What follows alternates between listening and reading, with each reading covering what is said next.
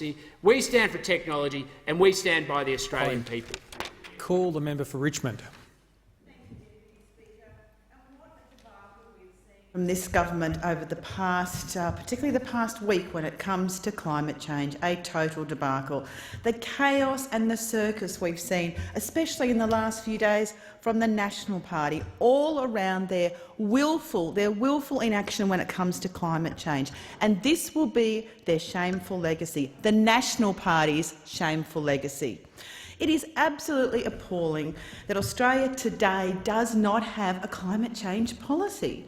Yet acting on climate change is one of our nation's greatest challenges, and it's also one of our nation's greatest opportunities. Yet they have all squandered that over the past 8 years. In almost a decade they have squandered that.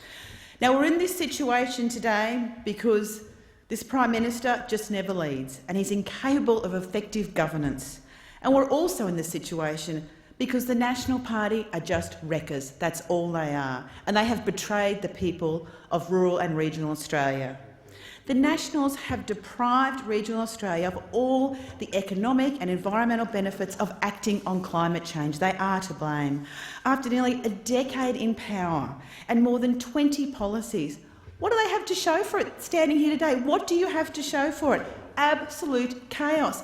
That is not governing. That's rolling from crisis to crisis, from inaction to more inaction. Now, we're just a fortnight away from one of the most important international climate change conferences that we've seen in a very long time. And the circus of the last few days involving the National Party is, quite frankly, embarrassing. That's the only word for it, Deputy Speaker. But let's look at the National Party's actions in the last few days. They had that party room meeting for 4 hours. They couldn't make any sudden decisions, they were saying. You've had nearly a decade. It was appalling.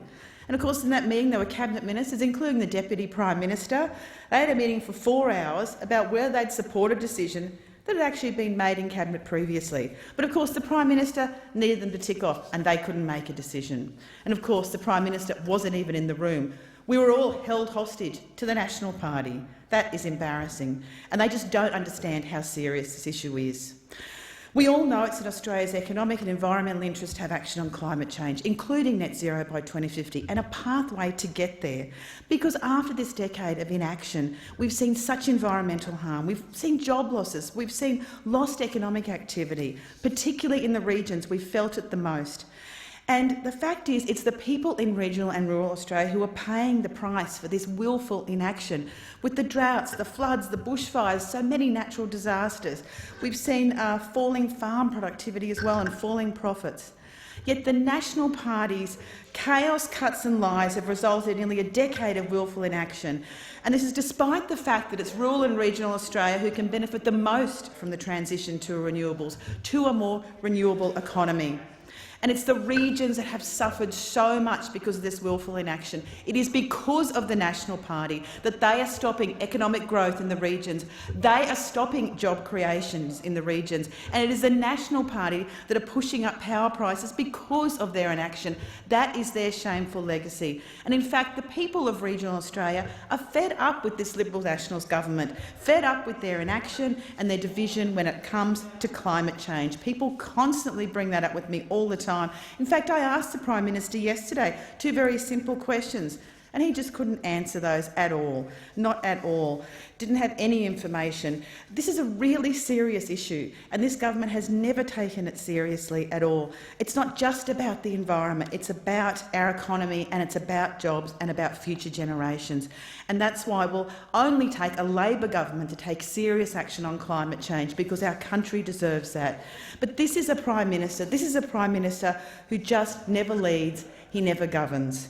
On bushfires, he just said, oh, well, you know, I don't hold a hose, mate. On the supply of vaccines, he said it's not a race. That was appalling, and look at the consequences of that. On climate change, oh, that's too hard, we'll let the Nats decide. Massive inaction, that's all we see. The fact is, this Prime Minister, this government, the Liberals and the Nationals have all betrayed the nation with their willful inaction on climate change, and especially the National Party. As I've said many times, National Party choices hurt. And their decision to not take action on climate change over a decade has been devastating for regional Australia. The potential for the economic growth and the jobs has been lost by their willful inaction, and the people of the regions will remember that for a very long time to come.